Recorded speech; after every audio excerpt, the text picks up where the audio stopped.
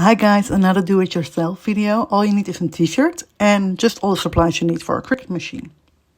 Keep in mind that the foils that you use are heat transfer foils. Get the design that you like, don't forget to mirror the design. Put it on iron on and let's cut it. The cricut machine is pretty easy to follow, so just follow the machine.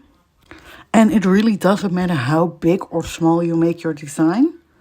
Do whatever you like to do whatever you want to do. That's the beauty of making it yourself. You can do whatever you want. There's no right or wrong, just handmade products.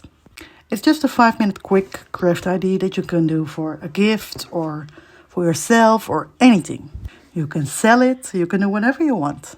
And in a few seconds you will see my t-shirt, and I have a cardboard underneath, just to be sure that the foils don't transfer through the shirt. Push it down and put your mini heat press on it a few times. And whenever you feel comfortable, check if you can get the plastic off. And the moment you get the plastic off, finish it off with some parchment paper.